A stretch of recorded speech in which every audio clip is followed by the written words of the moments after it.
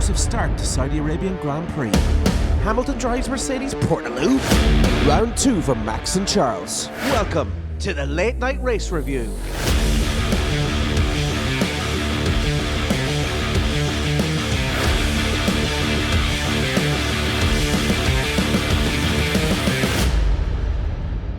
It's Monday, the 28th of March. Thanks for joining us. I'm Dave Jericho, and with me, as always, with the F1 stability of a loose-fitting pair of underpants, is none other than Mr. Owen Scott. If you like your Formula One news and reviews a day late, and with the accuracy of your grandmother's parking, then you've come to the right place. So we had an eventful eventful weekend of Formula One, Scotty. How did you enjoy it? Oh, I loved it. Yeah, it was, well, the parts of it were a little bit worrying at times, but yeah, no, it was great. Lots and lots of little, lovely little battles throughout the race, which was lovely. And lots of drama even building up to the race as well. We had, even through the free practice, we had that, actually, which we'll just touch on now before we jump into any sort of qualifying and race. Yeah, if we just have a quick touch on that, that missile strike, well, assumed missile strike on the Aramco oil facility near the racetrack, and I'm just wondering, what's your opinion on that? That we had all the drivers, the teams were brought in for a meeting late that evening to discuss whether they were going to go ahead. Everything from the front was sort of, yeah, we're going ahead, no issues. Then some wording in the statements that came out sort of indicated that they were sort of told of consequences if it didn't go ahead. Now, it was just, I don't have the wording here because I didn't intend on going into this too detailed. Yeah. But what's your thoughts? Do you think the race should have gone ahead this weekend, or do you think they should have? Now take out your I just want to race, I don't care. Take that out of it. What's your thoughts? Do you think it should have gone ahead? As a human being, I would say no.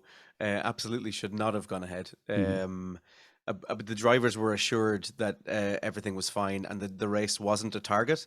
But at the same time, how can that not play in your mind going into the race weekend? And the families of those drivers, how can that not play in their mind that they're sitting there? Just no. Well, then there's security measures in place, but they're basically hoping that the race is not going to be a target. But you know, the drivers were assured that they were going to maximize security around the track, and they had reliable sources that the track wasn't a target. So, but it comes down to money, really, doesn't it? That's pretty much it. I mean, they're talking about the safety.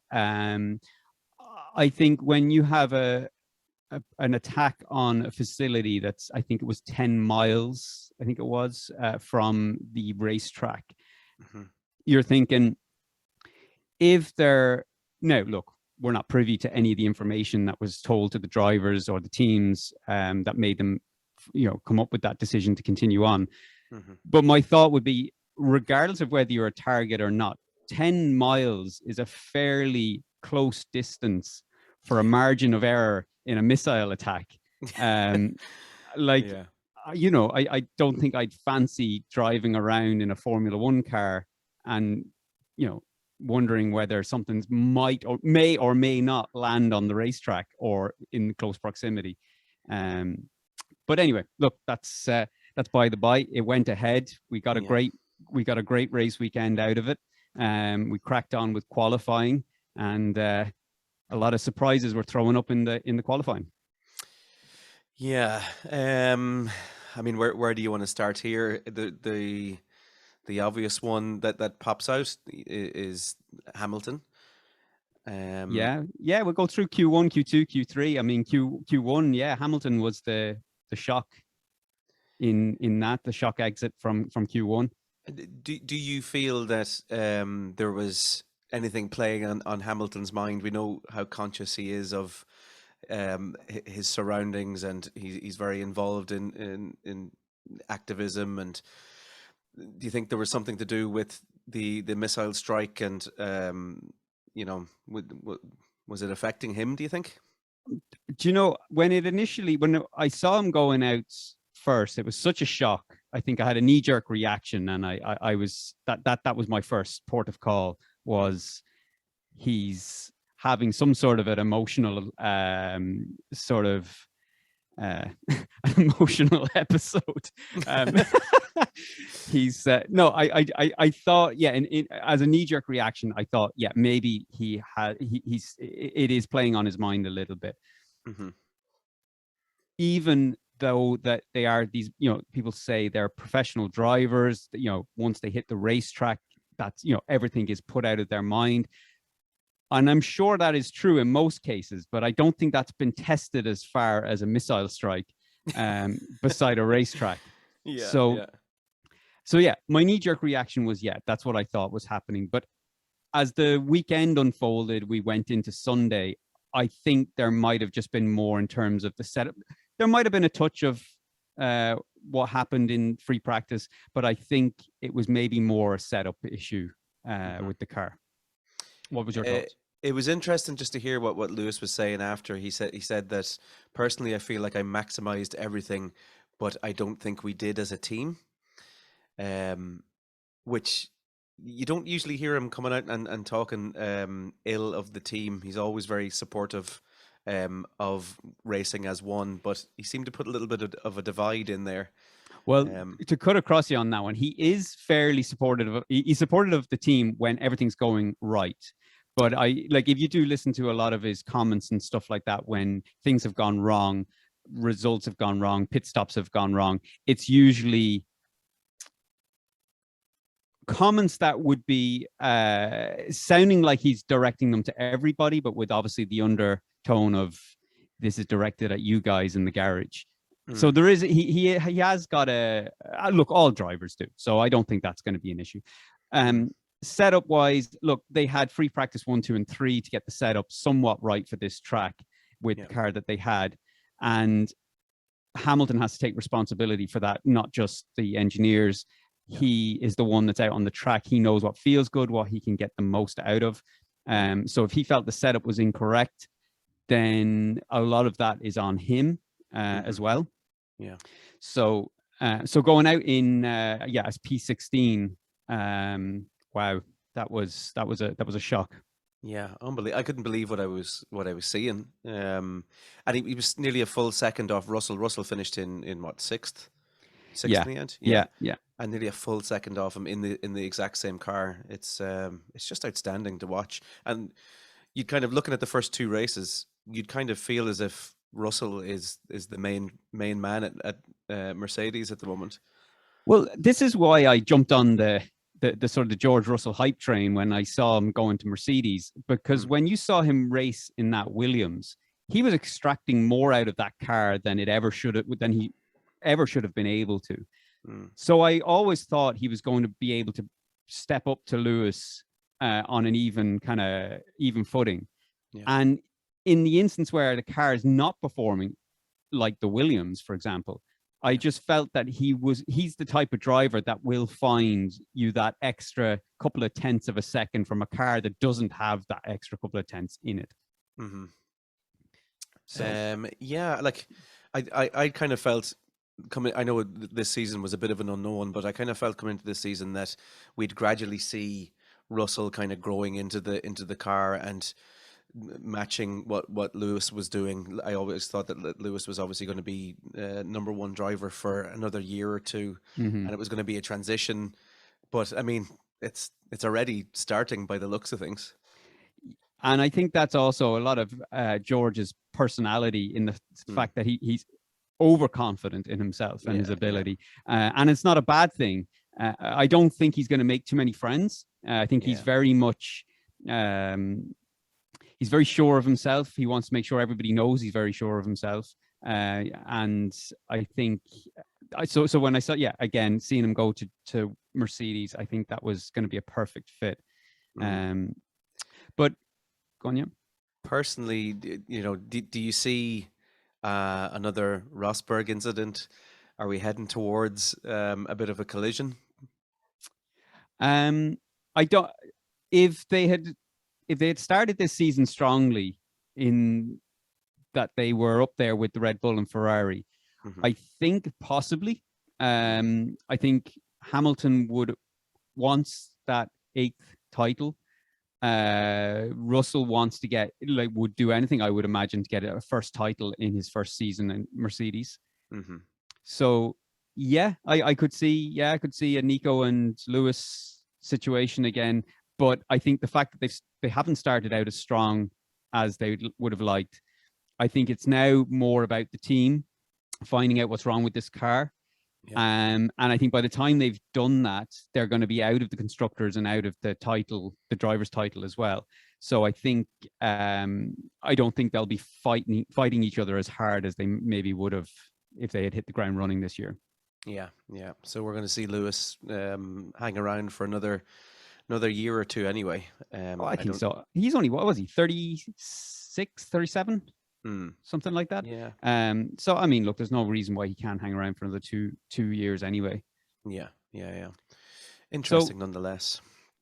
Q2, the big drama in Q2, with poor Mick Schumacher hitting the wall in turn 12.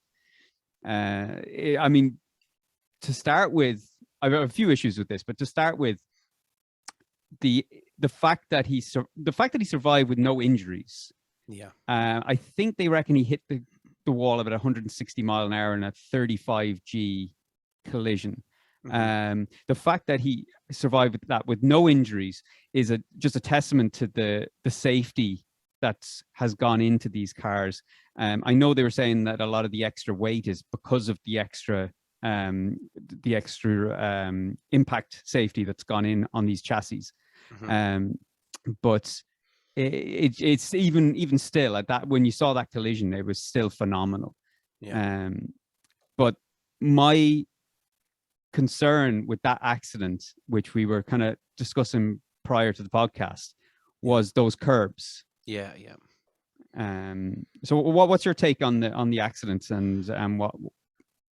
My first thoughts when I saw it, I feared, like everyone else, I feared for the worst. The way that he hit the wall.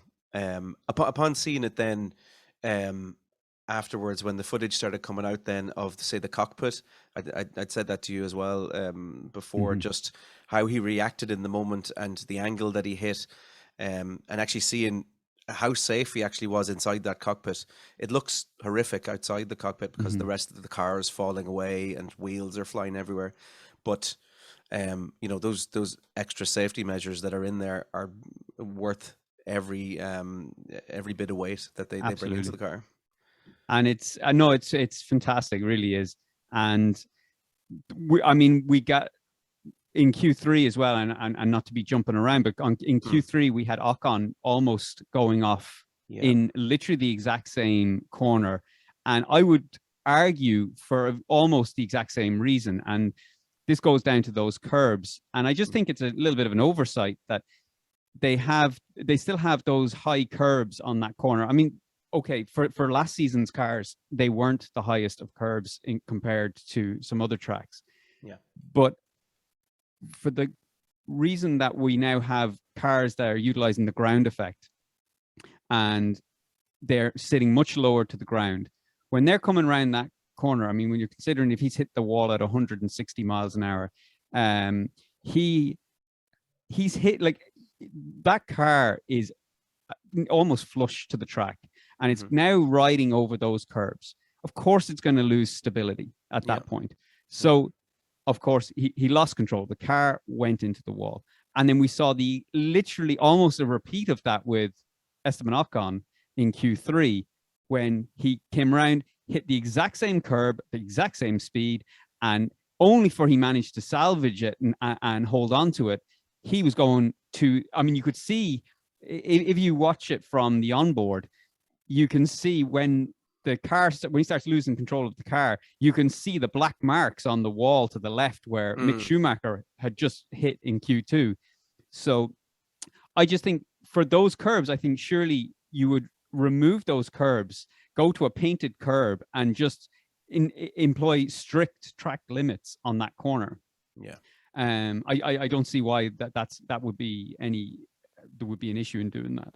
Well, look, we had P1, P2, P3, Leclerc kind of seemed as if he was kind of nailed on to grab that pole, and there was no real. Well, Checo had kind of, as he does, warmed his way into the practice sessions, and worked his way up to, I think, P3. I think in the last practice, and then in qualifying put together an outstanding lap, just unbelievable.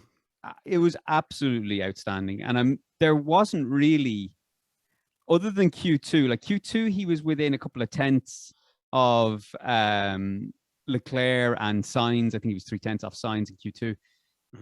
But there's still, even at that, there wasn't really much. I mean, from what we know of Perez, there wasn't any signs of him going P1.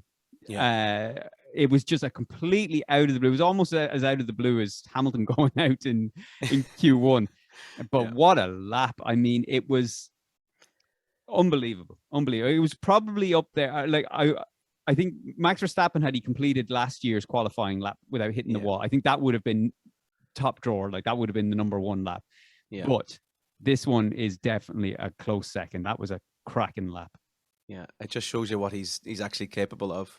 Yeah, he's a fantastic driver. I think there is always some questions around whether he's the right man to be in that Red Bull seat. But with performances like that, if he can keep on putting those in, and we'll get into the race, but I think he's better than he. I was going to be unfair and say he was the Bottas of Red Bull, but I think he's actually better than that. Yeah. Don't get me wrong. I think Bottas is a great driver, but I think Perez is actually a step above that. I think Perez is a bit more ballsier, and wouldn't necessarily sit behind cars as long as Bottas would. Yeah, he's got a bit more of an air of like a Fernando Alonso or something about him. Just the way he'll jump into certain corners, and the way, as we saw in Abu Dhabi, the way he held up Lewis. He's a fantastic driver, and so he took pole with, what was it, 1:28.2, just a cracking lap. Going into then Sunday, we ended up with a starting grid of we had we had Perez in P1, Leclerc in P2, Sainz 3, Verstappen 4, Esteban Ocon 5, Russell 6, Alonso 7, Bottas 8, Gasly 9, Magnussen 10, Norris 11, Zhou Guanyu 12, Stroll 13, Ricciardo 14, Hamilton 15, Albon 16, Hulkenberg 17, Latifi 18, and Tsunoda 19. So that's how everyone lined up then going in on Sunday.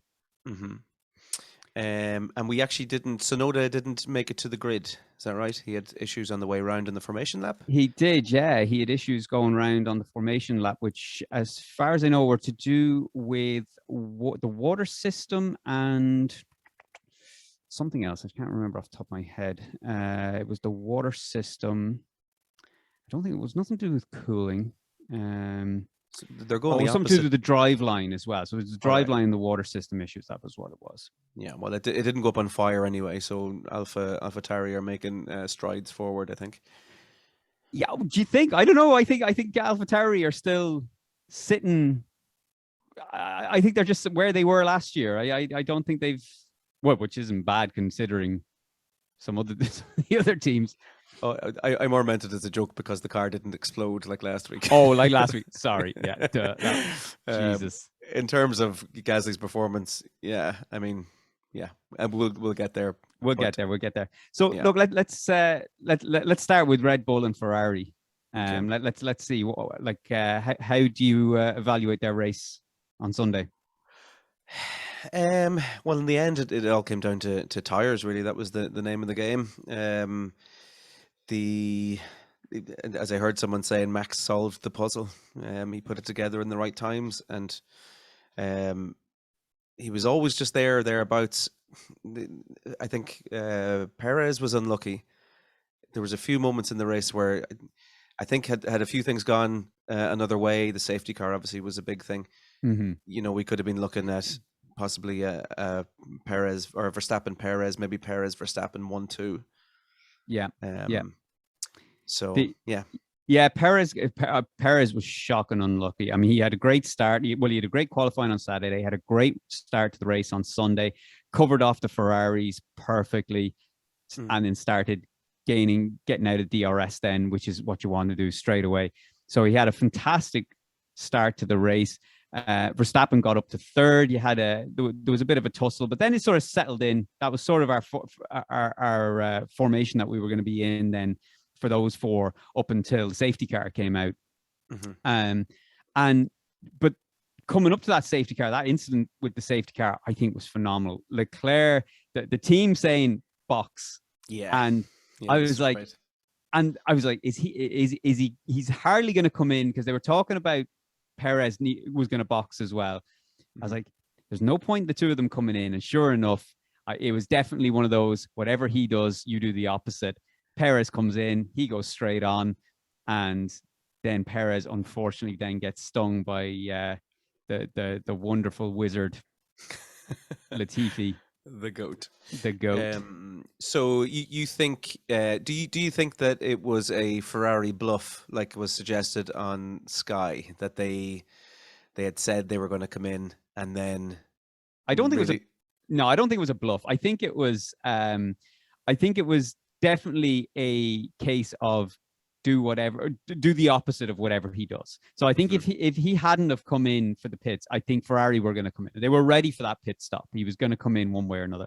Mm. Don't know how powerful the undercut was or would have been in yesterday's race. But I don't think it was a bluff. I think it was just do the opposite. Yeah, yeah, yeah. And again, as you say, if that safety car hadn't have happened, then you're looking at Perez back out and Leclerc coming in the following lap and putting on the hards, possibly, or maybe holding off for another little while. What do you think?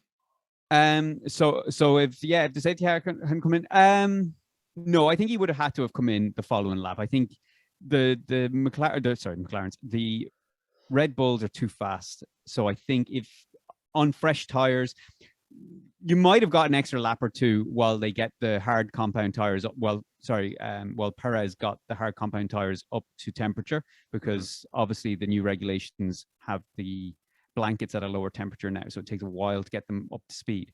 Yeah. So you might have got maybe 2 laps without losing too much time, but you still probably inevitably would have lost time. So Yeah. either way, I think, he was coming in the next lap. Yeah, yeah, yeah. Yeah, so just quite unfortunate. In around this sort of time, what did we have? Verstappen, or was Sainz? Sainz was in behind Well, we had Leclerc, and then we have Verstappen in fourth. we had the Ferraris double stack. No, remember, well, when the safety car came out, we still had Verstappen in third. So Verstappen came in, but we had the Ferraris double stack. So Leclerc came in, and then Sainz was coming in as well. And then of course you had then Sainz coming out of the pit lane, just ahead of the safety car line, and ahead of Perez. But of course, Perez took, as we know, Perez took third. And as a result, then that meant that obviously on the restart, Sainz is now fourth and battling Perez in third, even though we all knew that Perez had to give that place back. Mm-hmm. So obviously the team were on the radio, he was on the radio to the team saying, like, we need a decision before this race gets started again. Sure. And I'm a bit annoyed again. This is kind of going down to more drama with the race director and the stewards and stuff like that. This should have been resolved before the safety car resumed, because that meant now Sainz is battling third instead of second. Yeah. Okay, Perez gave the place back on the restart, but it was after the restart, but it was after the restart. So he'd already battled Perez for third. Then by the time Perez had given the place back, any sort of potential advantage you may have gained from the restart on catching Verstappen was gone at that point. But yeah, the safety car came in then, and cue the aggressiveness from Max pushing alongside this. I know it's perfectly within the rules, and it's great to see. I love it, yeah. Just so aggressive off that start. But in the last 2 times that it's happened, in the last 2 races, Leclerc he's been just perfect off the restart. He's so calm and just calm and collect in that car when it comes to things like that, where you would expect a driver, for example, and sorry to harp on Bottas, but like in the last race where we had Bottas lining up with Hamilton, and we were thinking this is his moment now to catch Hamilton into turn one, and he shot the bed. And I thought you see the difference between like Leclerc in that situation. I think he's a lot more confident, a lot more measured when it comes to things like that. Yeah, very, very cool customer. I'm very impressed with Leclerc this season, I have to say. But we're getting more of this Leclerc Verstappen battle, which is fantastic. The last two, if the rest of the season continues how the last two races have gone, we're in for a hell of a season. We are in for something that could be on par with what we saw last season. More so because it's clear that last season Verstappen had to work really hard to keep up with Lewis and the Mercedes. This season, we've got two cars from two different teams that are very much on par with two very similar drivers. I would maybe say that Leclerc is a bit more calm than Max. Max tends to overreact pretty lively. But I think we're going to be in for a good season. Yeah, fantastic. And do you think that Sainz is the right man to have in that second seat? I think so. I think he's he had a slow start. I think even yesterday, you could see he was getting used to understanding driving these cars in race conditions. He's getting a lot more comfortable in the race with the car. So I think going through the season, he's going to be up there with Charles quite comfortably, I think. And I think he's definitely going to be the difference. I think the driver's title is undecided, but I do think Ferrari have got the constructor's title. I don't think Perez has that ability to consistently get podiums ahead of Sainz to be able to outscore Ferrari for the constructors. Yeah, I can't disagree with you in fairness, because every prediction that you've made so far has come true. So except for this race weekend. Oh yeah. Oh, I can't wait to that part of our podcast. Yeah. So yeah, then was that pretty much it then up until lap 42 when we had the drama kicked off. Yet again. Unbelievable racing. I mean, it was just trading blows for 8-9 laps. And again, we had the same, and this is why I love Charles Leclerc. Now, this is why I love him, is that his intelligence and adapting to the situation at such a fast pace. So he knew going into, like in Bahrain, where he didn't want the DRS. He wanted the DRS. He didn't want to be ahead of the DRS line ahead of Max. Same thing going into turn 27 on this final battle of the race. But we have samples of that being done earlier in the race by other drivers as well. So I think they've learned from Bahrain that this DRS, you have to now think about that DRS before you take it. It's not going to be a case now of, I can take this guy at this corner. It's kind of thinking, okay, can I take him at this corner and get a second ahead of him, or get out of that DRS danger zone? Or do I slow up, let him take the corner, and I take the DRS and I take him on the straight going into the next turn? So go on. Yeah, what has changed from last season to this season that has made that more prevalent? Is it the close racing? Yes and no. I don't know exactly, because last season the same tactic would have been just as strong. And I think an absolute perfect example of that was Max and Lewis at Jeddah last year. Yeah, exactly. When Lewis went in, so when Max was asked to give the position back, and look, both of them were playing silly beggars, and Lewis went into the back of Max. But that accident happened because Max wanted to give the position back before the DRS detection zone going into turn 27.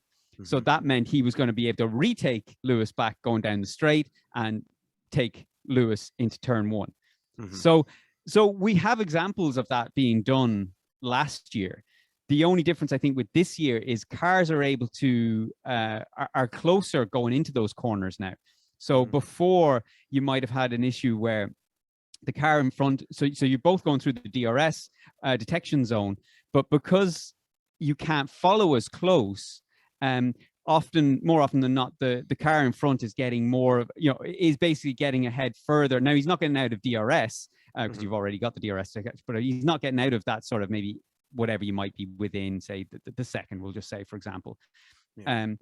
But what he is doing is he is stretching that where the DRS is not as strong.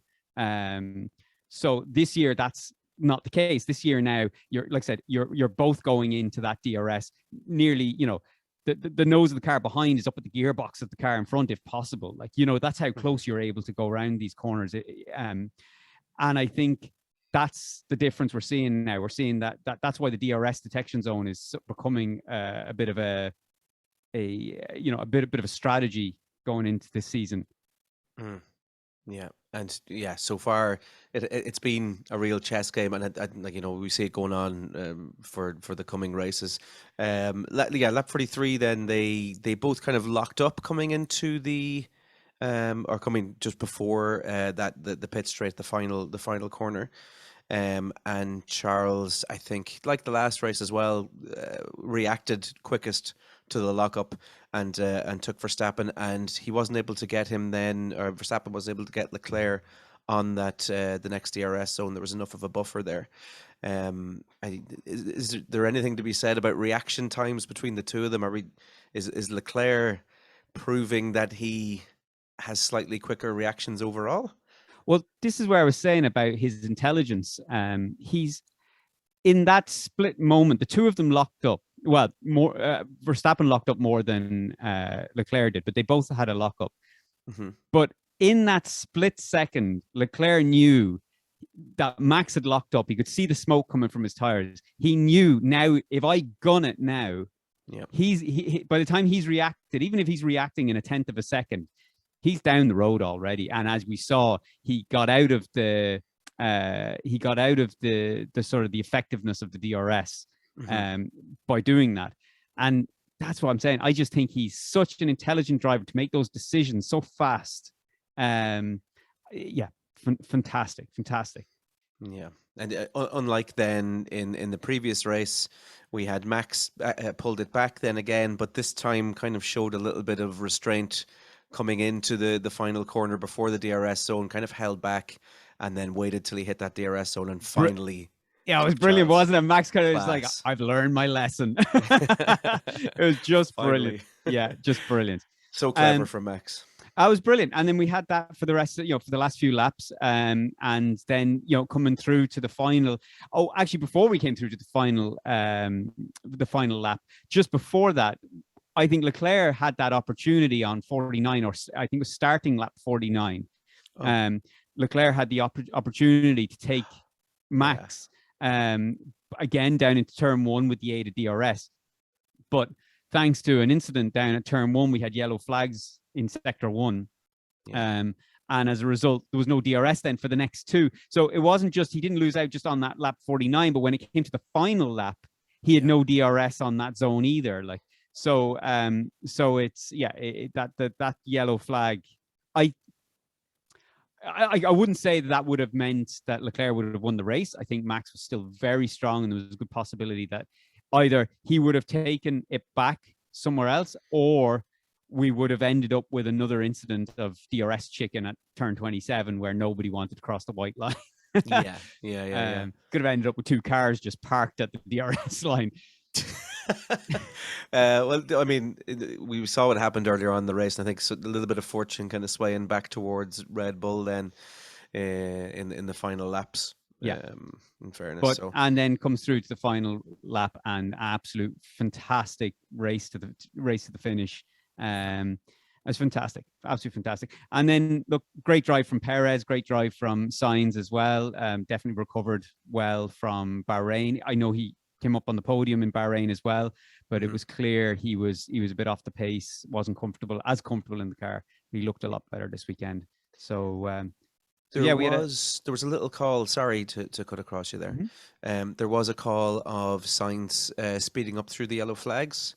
And at the time of recording, there's been nothing that has come out of that, and nothing's still nothing. That. Yeah, if nothing's come out now, that's it. It's a confirmed result now at this stage.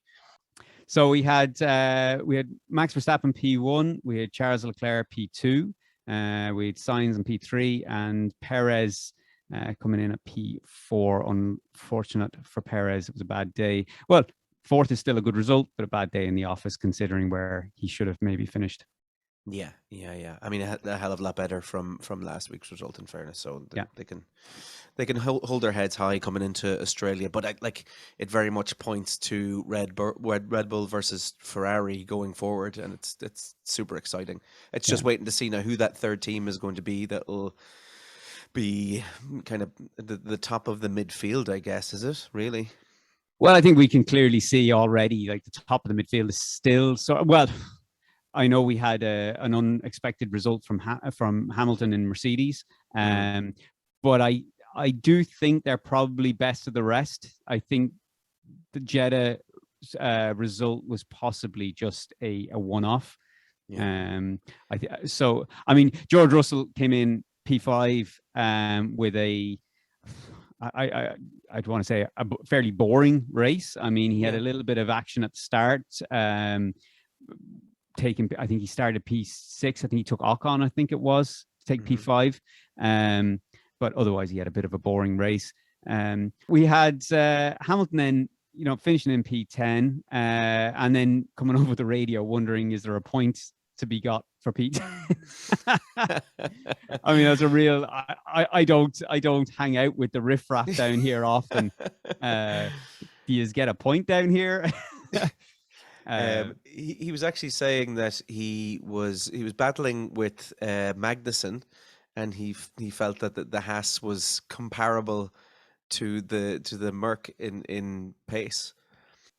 I don't think it was in comparison to that the Haas and the Mercedes were on par. I know he was on par with Lewis Hamilton, but that was because of his setup. But he wasn't on par with Mercedes. I mean, in which case, Kevin Magnussen would have been up there battling out with George Russell as well, if that was the case. I think it was just that the setup of Hamilton's car was all kinds of wrong, and he was on par. His car was on par, perhaps, with Kevin Magnussen. I think that'd be more accurate. And it was a fairly quiet race for Hamilton, but there was the question on the start of starting off on the hards, trying to play the long game again. The complete opposite to pretty much everyone on the grid, bar maybe Magnussen, was it?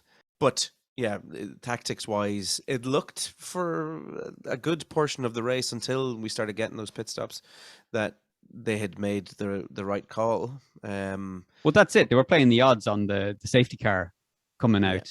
And it was unfortunate the safety car came out at the wrong time for them. Yeah.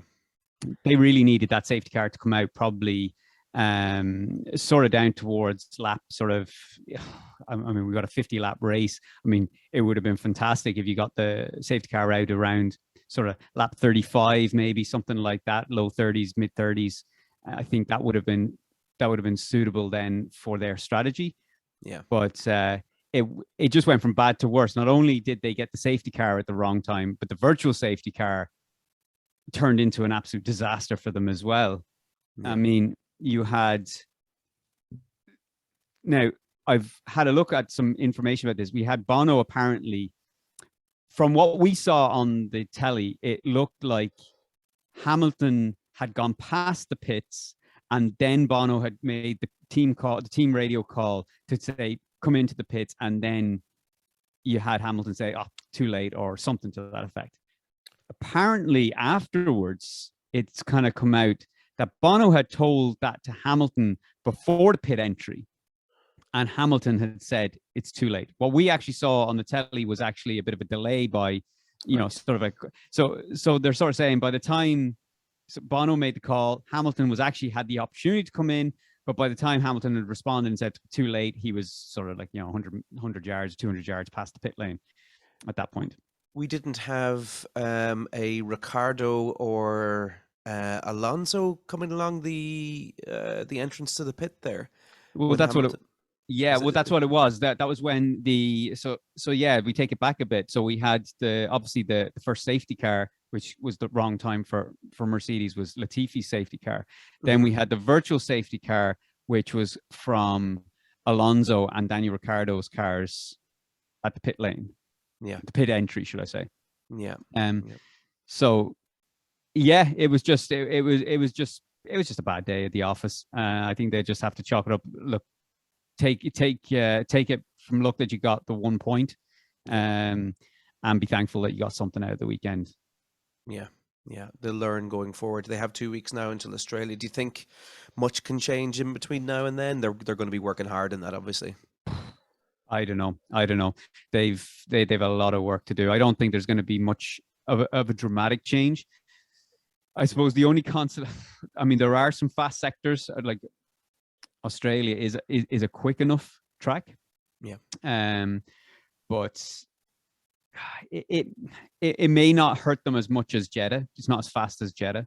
There's a lot more sort of corners than Jeddah has, so it may suit them. I think certainly they should feel comfortable enough to be able to go out and get a fifth and sixth comfortably, and then hope to pick up pieces if there's an incident ahead of them. Outside of that, nothing. It's crazy to think that Mercedes have come to that point where they're sitting looking for fifth and sixth and hoping for things to happen ahead in the race. Yeah, it's they've got a long way to go. Look, we're only two races into the season, so I mean, they're talking about sort of the bulk of their upgrades coming in Imola or Spain. So we've got a little while to go yet, and who knows what they'll turn up with at that. I'm sure if anyone's going to be able to come up with a smart solution from their problem, it's going to be the Mercedes team. Then Haas and Magnussen, we had Schumacher, obviously. Actually, okay, all right, yeah, I know we should really be focusing on Haas because they were battling with Lewis, but the Alpine, the Alpines, how can we No offense, K-Mag, but sorry, take a back seat for a second. Yeah, okay. We'll give them that in fairness to them. I love that. I loved a couple of things about this. Great battle, nearly from the get-go. Great battle. And I love the way the team allowed them to race. To a point, I think they did tell them to settle down after a while. But the fact that they allowed them to race for a good 6 laps, 5-6 laps, something like that, of hard racing. To the point where they could have wiped each other out on 1 or 2 occasions. Yeah. Fantastic. Yeah, brilliant. I mean, in the end, you had Bottas, and I think Magnussen was behind him at that stage, kind of creeping around in the background. What was it to their detriment that they were allowing them to race? One was holding the other up, and Bottas was slowly kind of creeping up behind. He did eventually kind of come between them, I think. Well, that's what I thought that it was going to be a little bit more problematic. I thought that they were going to lose places, not just to Bottas, but to K-Mag that was behind them as well, because they were just too busy fighting it out between themselves. They were oblivious. I don't know. When I say they were oblivious, they must have had the team on the radio saying, "Guys, Bottas and Kevin Magnussen are flying up behind you." To the point where I think I want to say it was it was Ocon, I think, going for the overtake on Alonso down into turn 1, and you had Bottas was about to attempt a maneuver as well to overtake. He backed out of it in the end, but I think you had the team radio call then saying, guys, sort this out. This isn't gonna, this can't continue for the whole race. Yeah, and I think Ocon took Alonso, but he went a little bit deep on turn 1 and then took twice. I think he went deep on turn the next lap as well. Yeah, and he did. That's when he handed the place back to Alonso, but did leave himself really vulnerable to Bottas, who was. That's right. I mean, how creeping. Dangerous was that? I mean, there wasn't. I don't know where else he would have done it. Yeah, I don't know where else he would have probably done it. I mean, it was as good a place as any to do the overtake. But that just shows the position that they had, the corner they had fought themselves into. That when they had to do that, swapping the position back, something as simple as that, Bottas is right behind you. Now, again, if that had been probably anybody else in that car, like Bottas, we just know for some reason, he just backs out at those opportunities. Like that was an opportunity for Bottas to certainly take one of them, if not possibly try and put pressure on the other as well. Yeah. And he made a half attempt and backed out of it, which sort of sums up maybe Bottas's sort of overtaking sort of skill set, I think. Yeah. I mean, if it was Magnussen there, you would have had a Haas coming over the top of the both of them, I think. Oh, yeah, completely. Absolutely. Wearing it like a huge sombrero. Again, I like Alpine and I like what they have going on. I wouldn't be particularly invested in how they do in the race, so I'm delighted as a neutral fan to watch exactly what was going on there, and I hope they continue that on. They don't have a number one driver, is that right? Oh, well, I would imagine Alonso's the number one. I mean, he's got the experience. I mean, I don't think they do. I mean, the fact that they allowed them to race, I think the number one driver is sort of like whoever's got the most chance of getting higher up in the drivers' constructor. They'll probably, sorry, not the driver, in the drivers' championship, they will probably lean towards favoring that driver a little bit more. But a great race nonetheless. And that left us with the driver standings. Look, Verstappen's kind of on the board now. I mean, obviously he's a ways behind Charles Leclerc still. But look, we're only 2 races in, but we've the 2 Ferrari drivers up there at the top. Leclerc 45 points, Sainz 33, and Verstappen there in 25. But surprisingly, Russell and Hamilton on 22 and 16 in 4th and 5th. So yeah, that's a surprise. But quietly kind of tipping away there. I mean, another good result from Russell, and they're doing okay. Well, look, it'll keep them there and thereabouts for a few races. But if they don't make some headway in a few races, even to the point where even if they can just pick up the Perez and Sainz battle, because they're not this season. I would be shocked if they managed to make up to Leclerc and Verstappen pace. But if they can pick up the Sainz and Perez stuff, look, they'll at least have a better finish to the season, points wise. So we'll take a quick little look at the constructor standings. Dave, we'll start off with Ferrari up the top with 78 points. What are you thinking? Cruising away at the moment, so they are. Car looks fantastic. I mean, there's very little. Well, there's nothing major that has to be done on that car. We're talking little tweaks now going on each race. But I think with the downforce they had this weekend, I think they're looking good now going into Australia. I think that's a track that'll suit them. Brilliant. Mercedes then in number 2 with 38 points. Surprising that they're still in second. The Red Bull now are closing in fast, but yeah, they have too many issues going on. I don't think nothing major is going to be fixed. They're bringing a new floor in for Australia. I don't think that's going to do much. They may be sort of looking at the 5th and 6th places. But that engine, it's down on power, the drag issues. At least if they can get the setup right, get the floor in, look, maybe they'll secure 5th and 6th in Australia. Yeah, you'd think one more weekend and you can see Red Bull overtaking them there. Absolutely. Speaking of which, Red Bull in number 3 with 37 points. Yeah, first point finish this weekend. Nice job all round. Same as Ferrari, I think. I mean, I think the engine power maybe is a bit better on the Red Bull. But like Ferrari, we're talking minor tweaks at this stage between both those teams, trying to creep out those little fractions of a second. They're going to be fast in Australia. How much downforce they go for and how much rear wing they go for will determine how quick they are up against the Ferrari. But I think it's going to be close between them and Ferrari in Australia. Okay, and Alpine in 4th there with 16. Yeah, that car is looking great. Much better than what we thought it was going to look coming out of Bahrain testing. I mean, it's a well-performing car. I think they're definitely on the right track. I don't know. I've some inkling in the back of my head as to why I don't feel they're both going to be successful this weekend. But I think they're on the right track. I think I think they're definitely going to get some points finish. But whether both of them end up with points finish, I don't know. They're looking exciting this season. Haas Absolutely. then in fifth with 12 points. Yeah, that's a team that's just bossing it, isn't it? It's just great from where they were. When I say they're bossing it, they're from where they were absolutely fantastic. I want to see Mick Schumacher though. I mean, we haven't seen anything from him just yet. So I want to really see what he can do. I think maybe the Australia track might be a good racing circuit to really show his quality. Not sure if they're going to bring any upgrades for Australia.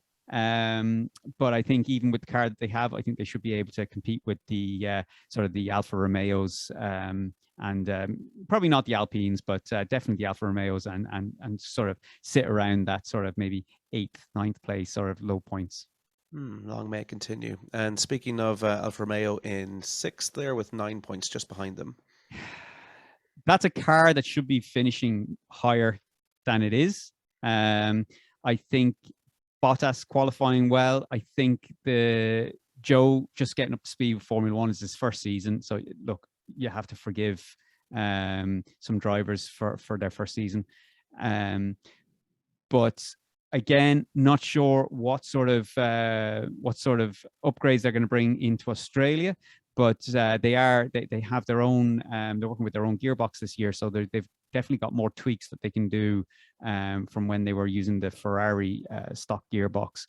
So I'll expect improvements from this week for sure, and definitely reliability is going to be a big factor for them.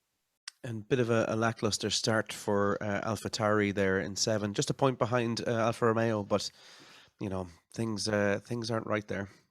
I see nothing. Like I don't see any. Look, maybe I don't read into AlphaTauri too much. I don't see though much improvements going on. They're still very much a sort of a stale team at the moment in the grid. I don't see improvements, or I don't see them going one way or another, up or down. So for Australia, I would imagine they're going to be sort of where they are now, sort of battling for maybe the final points places. Maybe a little improvement for McLaren, possibly with the a home race for Danny Ricciardo, but McLaren with a terrible start to the season down there in 8th with 6 points. Yeah, I can't see this going on too much. Like they know what the problem is. Surely they are aware of being able to try and find some ways of easing the pain of these problems. I would like to think in 2 weeks' time, they will be able to bring something to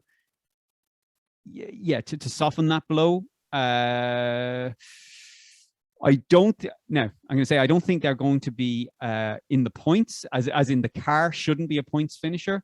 But I think Daniel Ricciardo being on home soil, I think that sort of adds a little bit of a factor, and maybe he's able to squeeze more out of the car than it should be able to do.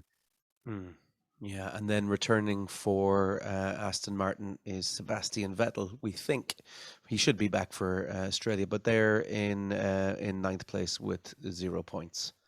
Yeah, well, we assume Sebastian Vettel is coming back for Australia, or he's taking another extended holiday, going around finding as many people who's COVID positive. It's like a drug addict trying to get people to give him their urine. I need some clean urine. Oh yeah, so, can't go on much longer. In fairness, he's got to come back at some stage. He's got to come back.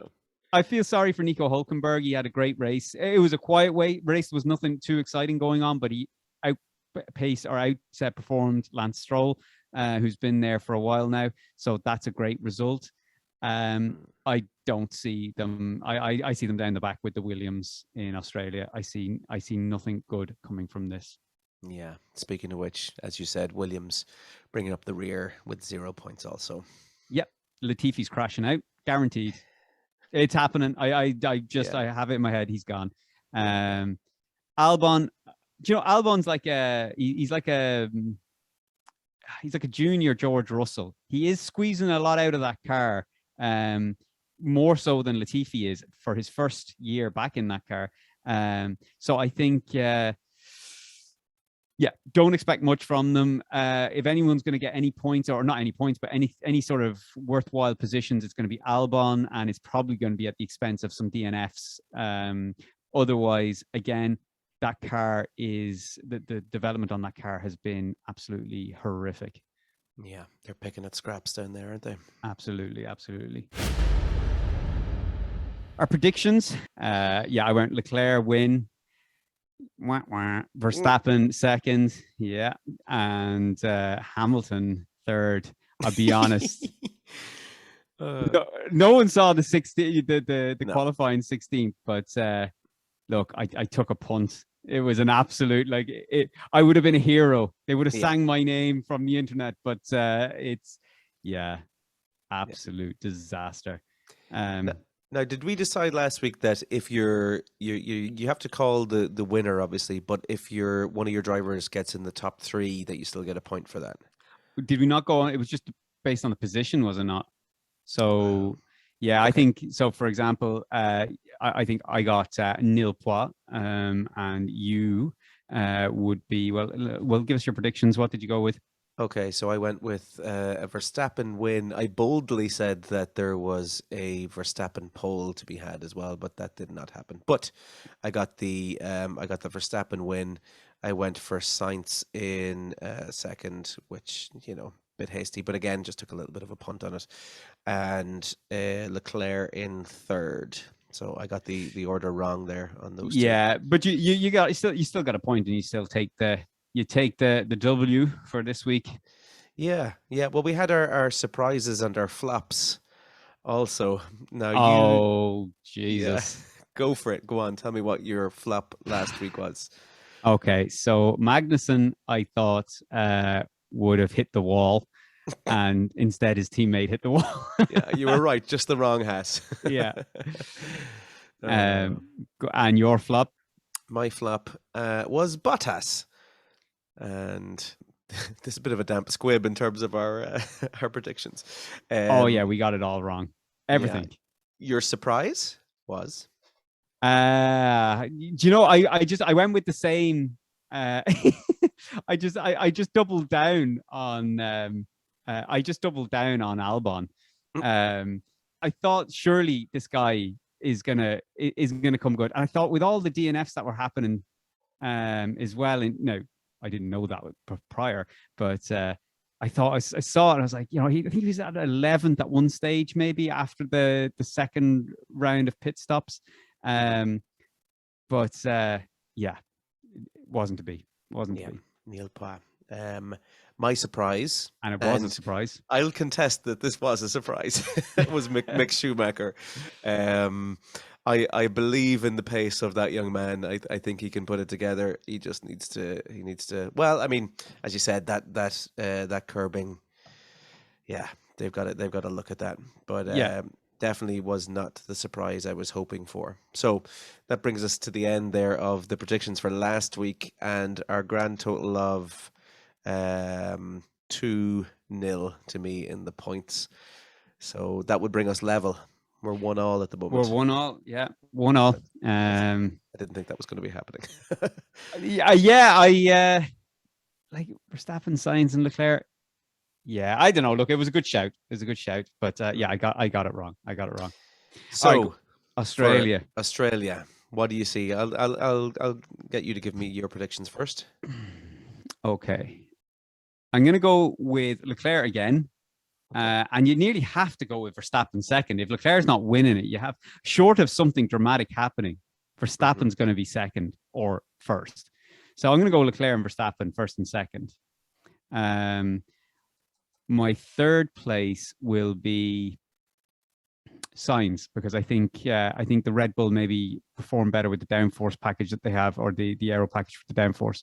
So I think I'll go with Sainz third.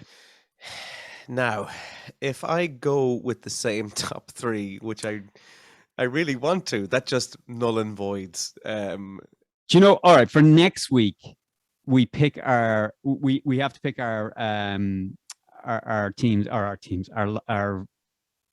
top three ahead of time. So we can't. So if we both pick the same, then it's just a draw. If it happens, it's a draw. Whereas if you just go and pick mine now, then and it comes off, I'll feel proper robbed.